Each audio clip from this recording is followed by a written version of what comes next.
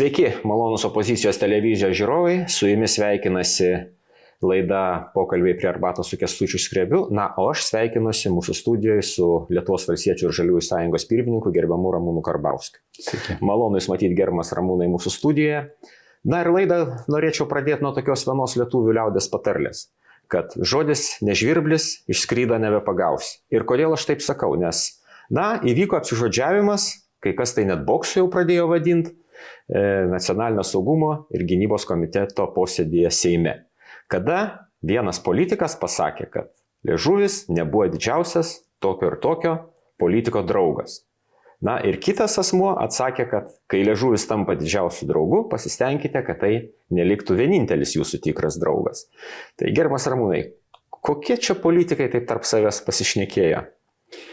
Tai matyti citatos tikslios šitoje vietoje yra Anušausko ir Landsbergio pokalbis ir šiuo atveju tas antrasis pasisakymas jau Anušausko apie tai, kad Landsbergio vienintelis draugas yra liežuvis, rodo tai, kaip vienas labai svarbus konservatorių partijos narys vertina savo lyderį. Nes iš tikro taip ir atrodo, jau dabar ir visuomenė tikriausiai taip atrodo, kad Landsbergis užsiminėja tik tai žodinė retorika, kuri yra pavojinga šaliai, daro didžiulius nuostolius, šiuo atveju ir karo retorika, ir santykiai su Kinija ir taip toliau. Tai yra paprasčiausiai jo tas kandumas kitų politikų atžvilgių, matyt, kad jau peržengė ribas ir jau patys konservatoriai to nebetlaiko, nes konservatorių lyderio būtent Landsbergio pasisakymas, kad Anušausko yra silpnoji vieta liežuvis, tai sako, kad patylėk. Kitaip sakant, išvertus į lietuvių kalbą, tai reikštų patylėk, per daug šnekė. Tai šitoje situacijoje, aišku, kad konservatorių noras stildyti savo pačių partijos narius, kad jie nešnekėtų, yra suprantamas, nes jeigu jie pradėtų šnekėti tai, kas yra užkulėse, ko mes nematome, ko mes negirdime, tai matyt, kad žmonėms pasidarytų dar įdomiau ir nuo to tikrai gerokai liūdniau. Čia šnekant ir apie sprendimus, kurie yra susijęs su ekonomika ir sprendimai, kurie susijęs su paskirimais įvairiais ir taip toliau. Tai yra konservatorių stilius šitoje vietoje, kada prasideda skandalai korupciniai, kada išaiškėja, kad ministrai yra vogę iš savo savivaldybių, vieni grąžina pinigus, kiti jų negrąžina, bet jie toliau dirba, tai yra vyriausybėje. Viena ministrė turėjo atsistatydinti, dabar šnekama, kad ją sugrąžins ir taip toliau. Tiesiog tokios betvarkės arba tokios vyriausybės, kurie skaidrumo standartą jau užkasė kažkur tai giliai po žemėmis, dar nėra buvę, bet tai yra konservatoriai ir toj vietoj šnekėjimas apie liežuvį tampa konservatorių matyt čia gal vizitinė kortelė, nes bet jie iš tikrųjų turi tą silpnybę, nes kaip čia dabar neprisiminti ir dabartinio krašto apsaugos ministro, kuris Seimo posėdį tiesiog tiesiai šviesiai kitam parlamentarui pasako tokius žodžius, kad užčiauk burną asilį. Tai, toks stilius bendravimo, ką čia galima be pridurti. Kada Kasčiūnas tapo ministru, tai pirmas, man atrodo, posėdis, kada jis jau kaip ministras atėjo į Nacionalinio saugumo gynybos komitetą Seime, vos nesibaigė muštynėmis tarp buvusio ministro ir dabartinio ministro.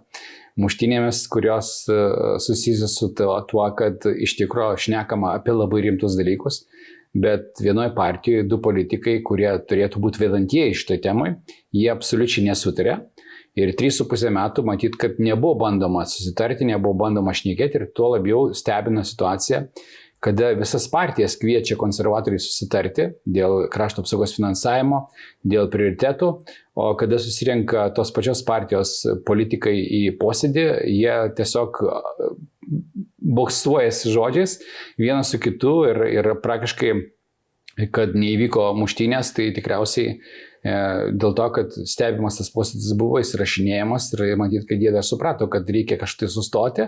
Na ir reikia dar buvusiam kariuomenės vadui, generolui Pociui padėkoti, kuris jau pasakė, kad pradėjo juos raminti, sako, vyrai baikit, kur nors kitoje vietoje tarsi išsiaiškinsit santykius, ne komiteto posėdėje. Siaubas yra tame, kad jeigu tikėti tuo, ką sako Gabrielius Landsbergis, Tai tokiu atveju tai, kas vyksta dabar tarp šitų politikų ir tokiam komitete, kuris kaip tik tai dirba su slapta informacija ir taip toliau, rodo, kad jiems tai net svarbu. Jiems realiai tai nesvarbu, arba realiai nepajėgus tų grėsmių kažkaip tai valdyti. Jie galbūt jau pradė savitvardą yra, nes iš tikrųjų šnekama šiuo klausimu buvo būtent tame posėdėje apie komendatūras ir akivaizdu, kad per 3,5 metų apart žodžio komendatūra, apie turinį to žodžio, jie nesutarė, jie net nesišnekėjo ir šiandienai man stebint tai, ką komunikuoja naujas krašto apsaugos ministras, atsiranda tik daugiau klausimų, o ne atsakymų.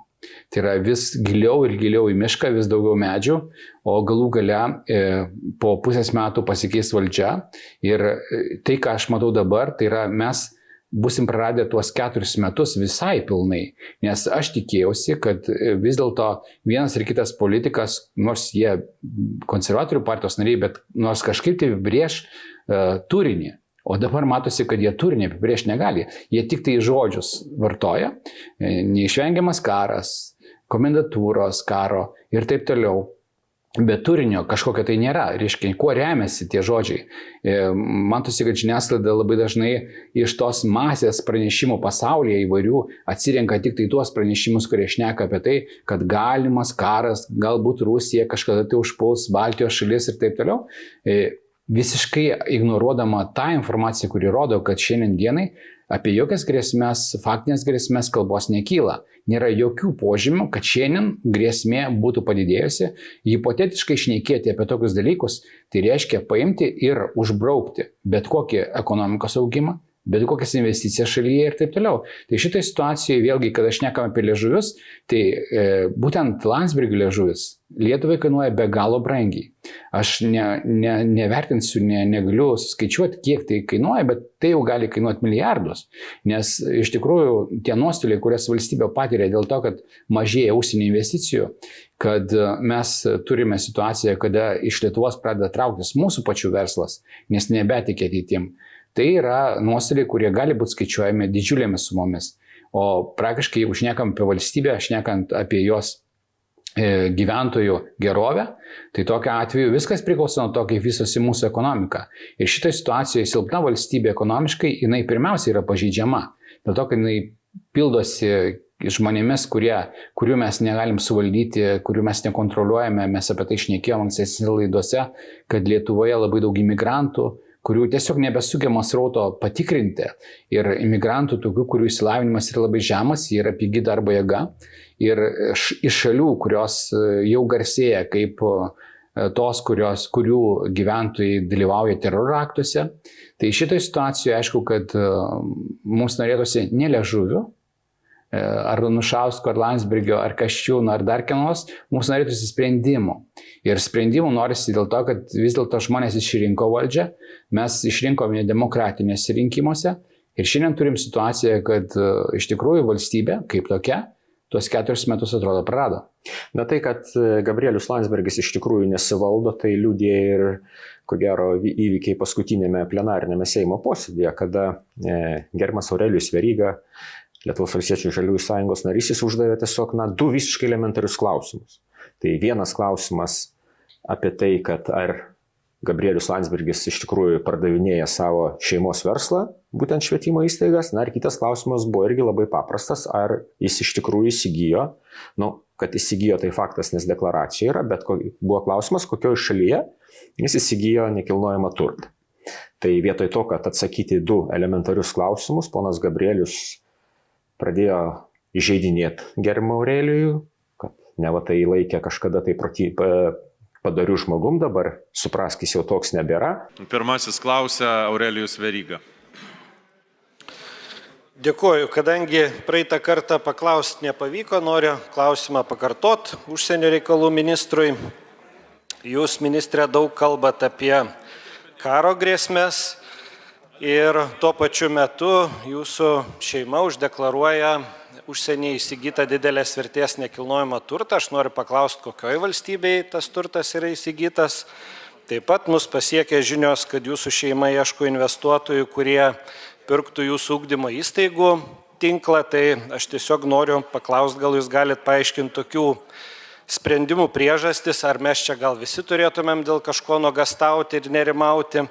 Ir premjerės noriu paklausti, galbūt pavyko, jūs tada tokį priekaištą man metėt, kad anksčiau nepaklausiau, tai spėju, kad užteko laiko pasidomėti, kaip sekasi su vaistų cistiniai fibrozijai kompensavimu. Ačiū labai. Dar gerai, kad nepasakėt, kad Maskvyčių parduodat pabaigoje, reiškia, bandydamas tilpti tą patį laiką.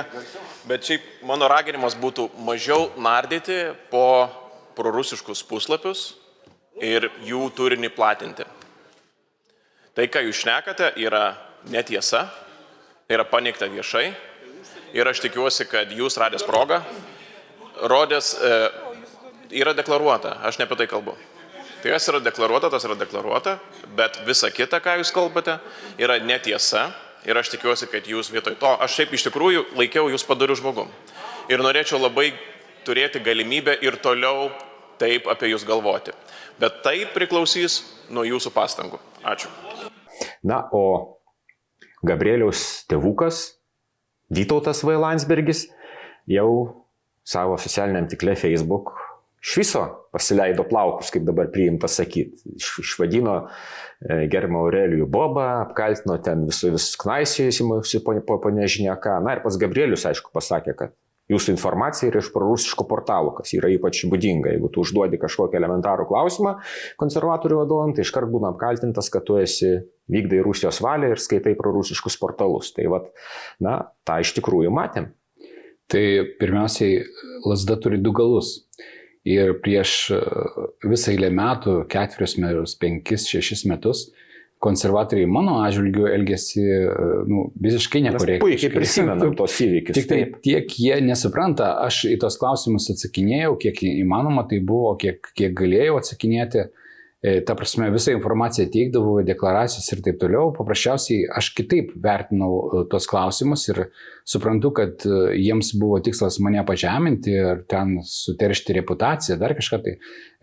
Šiuo atveju Aurelijus Veryga nebandė suteršti reputacijos nei Gabrieliaus Landsbergio, nei ko nors kito. Jis uždavė 2 klausimus, kurie turi loginį ryšį su tuo, kas dabar vyksta. Tai yra, kada politikas šneka tautai, kad neišvengiamas karas, kad jis prasidės neužilgo. Tada klausimas dėl to, kad šeima įsigyja nekilnojamo turto užsienyje tuo pačiu metu kelia tam tikrą abejonę ir būtent klausimas, kur tas turtas įsigytas, yra logiškas. Aš nemanau, ką čia slėpti reiktų, nes mano šeima persikioja dronais filmuodami ir taip toliau, tai vietoj, kur šeima gyvena, o atitinkamai niekas neplanuoja ir nežada persikioti Landsbergio šeimos, nebent jie patys save persikioja. Gerbiamas Ramūnai, jo labiau yra 2 visiškai nepalyginami dalykai. Gabrielius Landsbergis, čia yra faktas. Jisai gyvenime neturėjo kito darbo kaip valstybės tarnyba. Tai iš kur tokie pinigai? Ne, tai dėl pinigų, matyt, čia klausimai nekyla. Iš žmonos ateina. Mes žinom, iš kur yra pinigai, jų yra labai daug.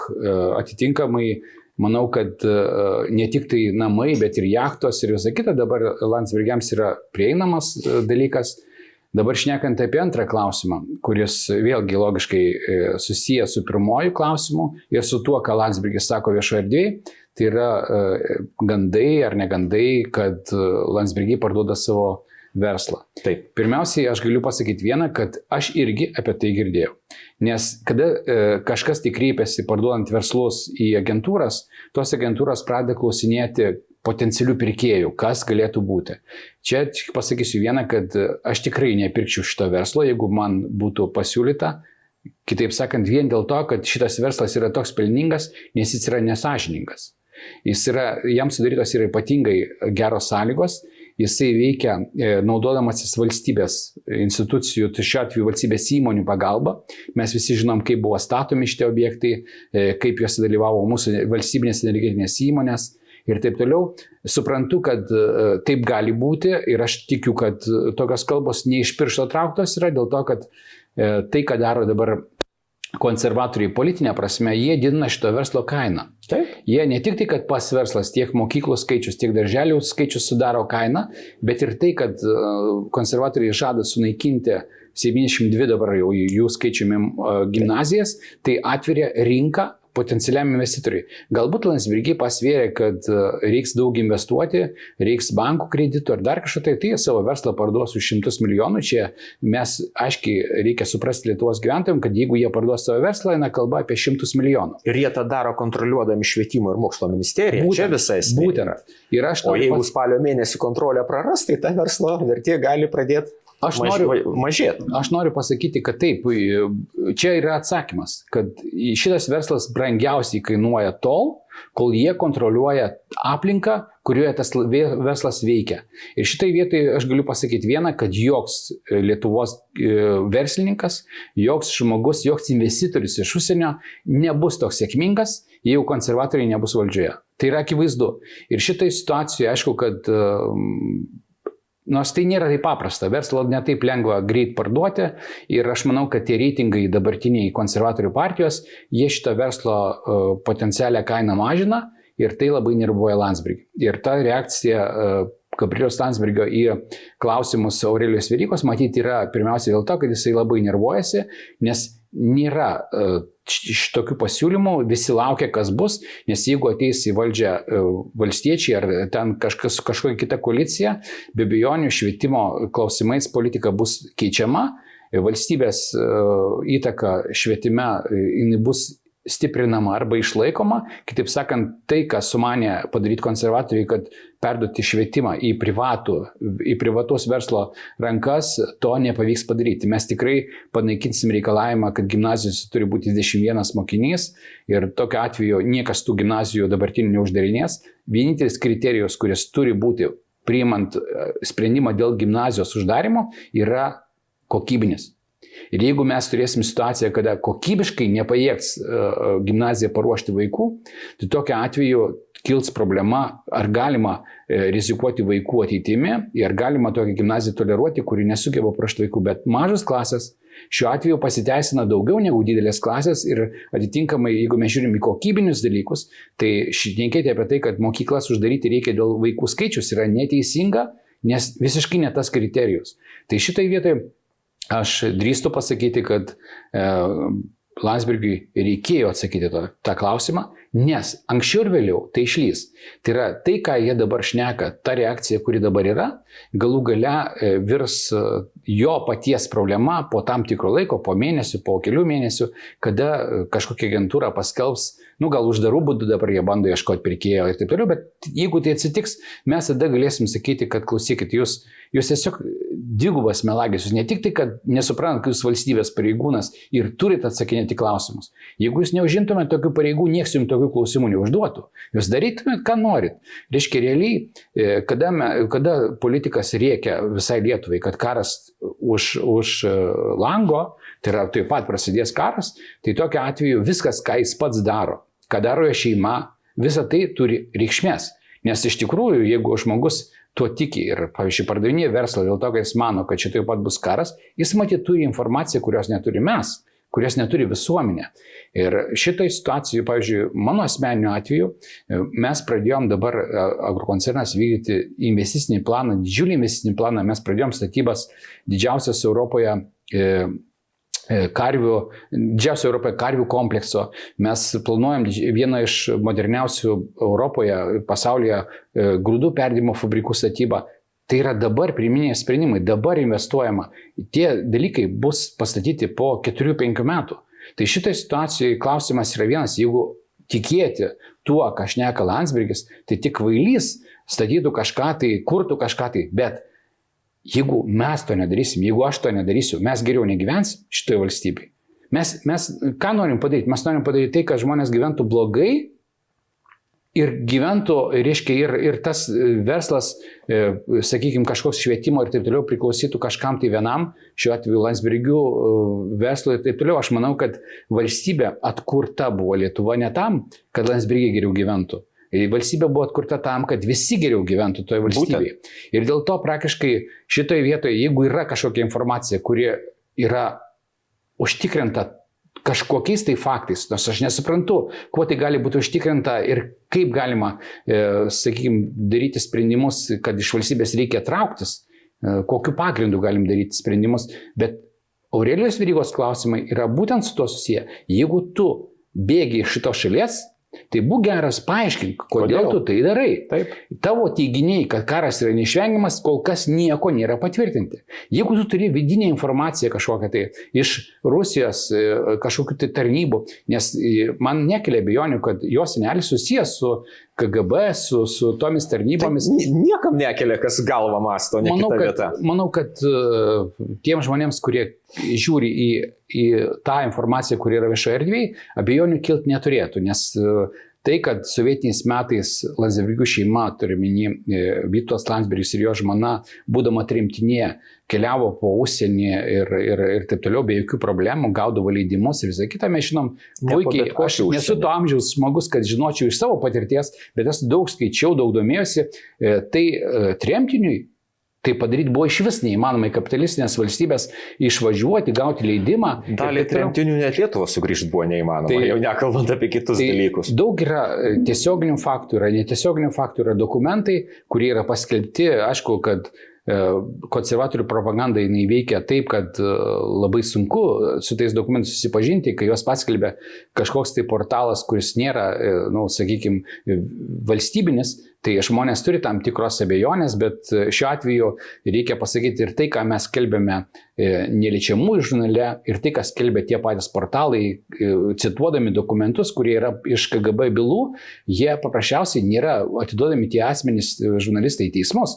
Tai rodo, kad politikai, šiuo atveju Gabrielius Landsbergis arba šiuo atveju minint konkrečiai Vytautą Landsbergį, jisai neturi galimybės kreiptis į teismą dėl šmeižto, kadangi tai nėra šmeižtas.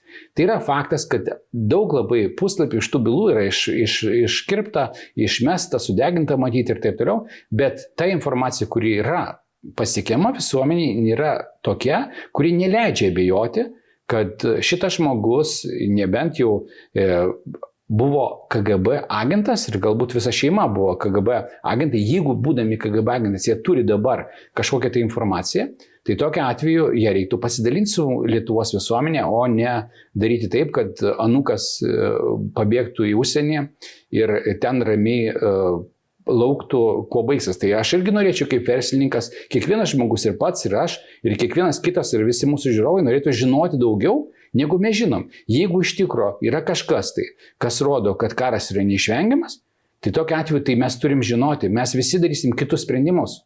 Aš tikrai nemanau, kad reiktų pradėti kažką tai statyti, jeigu šito atveju visiškai aišku, kad dar statybo momente visat bus sugriauta. Kam tai daryti? Nereikia to daryti, bet kadangi aš to netikiu ir kadangi aš manau, kad visa tai yra jų vaizduotės tik tai, ta prasme, rezultatas ir galbūt ta vaizduotė būtent yra priežastis tų sprendimų, kurie jie daro ir vaizduotė turi omeny įsivaizdavimas arba baimės, nes mes visi suprantam, kad isterija, kuri kilo Gabrieliaus Landsbergio, tai yra dalis jo charakterio bruožų.